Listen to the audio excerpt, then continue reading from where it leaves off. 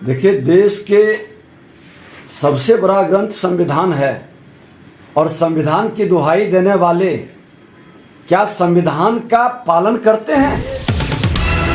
भ्रष्टाचार के गोद में अकूत संपत्ति का मालिक कैसे बनते?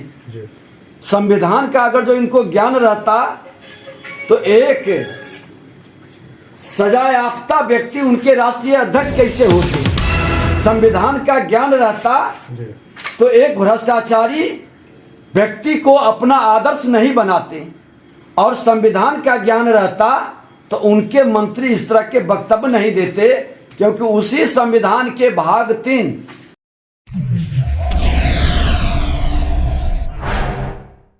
देखिए, देश के सबसे बड़ा ग्रंथ संविधान है और संविधान की दुहाई देने वाले क्या संविधान का पालन करते हैं? क्या संविधान का पालन करते तो ये भ्रष्टाचार के गोद में अकूत संपत्ति का मालिक कैसे बनते? संविधान का अगर जो इनको ज्ञान रहता तो एक सजायाफ्ता व्यक्ति उनके राष्ट्रीय अध्यक्ष कैसे होते? संविधान का ज्ञान रहता तो एक भ्रष्टाचारी व्यक्ति को अपना आदर्श नहीं बनाते, और संविधान का ज्ञान रहता तो उनके मंत्री इस तरह के वक्तव्य नहीं देते, क्योंकि उसी संविधान के भाग 3 फंडामेंटल राइट मौलिक अधिकार में भगवान राम, मां जानकी और लक्ष्मण जी का चित्र है। और वो संविधान बनाने वाले उस चित्र को वहां इसीलिए लगाए थे कि लोग जब जब मौलिक अधिकार की बात करेगा तो मर्यादा का पालन करेगा। ये मर्यादा का पालन करने वाले लोग नहीं है। ये संविधान के ज्ञाता तो बनते हैं, लेकिन कितना ज्ञान है पूरा बिहार और देश जानता है। इनकी पहचान क्या है?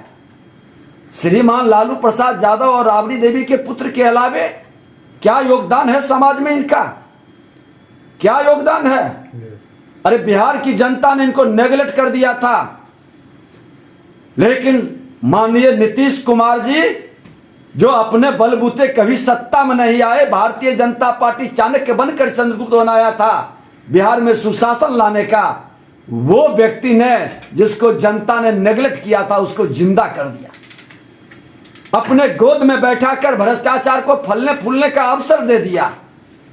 संविधान की ज्ञान की बात करने वाले लोग सिर्फ जातीय जहर की खेती कर रहे हैं, समाज को तोड़ने का काम कर रहे हैं, बिहार की भावनाओं के साथ खिलवाड़ कर रहे हैं। बिहार के विकास का सबसे बड़ा कोई बाधक है, बिहार के सांस्कृतिक विरासत को मिटाने का सबसे बड़ा जिम्मेवार है तो श्रीमान लालू प्रसाद यादव और नीतीश कुमार, इन दोनों व्यक्ति ने बिहार की सांस्कृतिक विरासत और अस्मिता पर चोट किया है। समाज को लड़ाने के अलावे, जातीय उन्माद पैदा करने के अलावे इनका कोई योगदान समाज में नहीं है।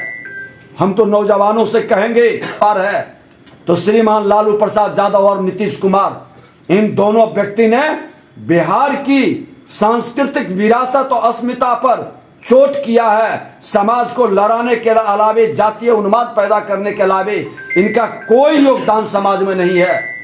हम तो नौजवानों से कहेंगे कि आप विश्लेषण करिए। आजादी के अमृत महोत्सव 75 साल अधिकार में लड़ाया इन लोगों ने।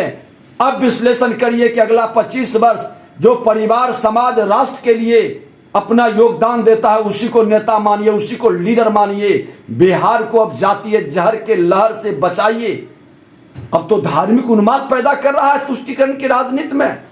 रामायण के नाम पर, रामचरितमानस पर भारतीय जनता पार्टी ने यह विषय नहीं लाया। क्या जरूरत था इसका? क्यों इस तरह का उन्माद पैदा किया है? इसकी सजा आपको मिलेगी।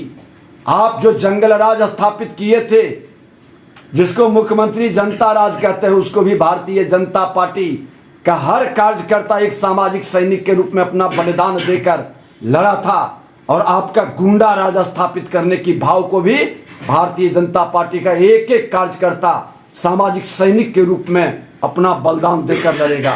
स्थापित नहीं होने देंगे आपके गुंडा राज को। लेकिन तेजस्वी यादव तो कहते हैं कि बीजेपी जानबूझकर मुद्दे को भटका रही है। जब से महागठबंधन की सरकार बनी है तब से ही बीजेपी बेचैन है बिहार में। देखिए, भारतीय जनता पार्टी कभी बेचैन नहीं रहती है। ये सत्ता के लिए राजनीति नहीं करती है, ये समाज के हित में राजनीति करती है।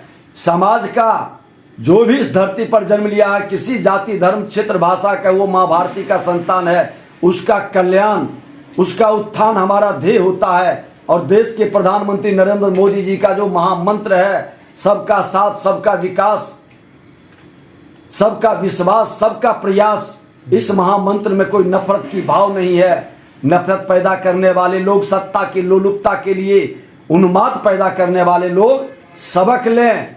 भारतीय जनता पार्टी ऐसे असुर प्रवृत्ति के लोगों के अंत के लिए ही अपना अस्त्र और शस्त्र दोनों से समाज की रक्षा की जिम्मेवारी निभाता है। चलिए, तो बहुत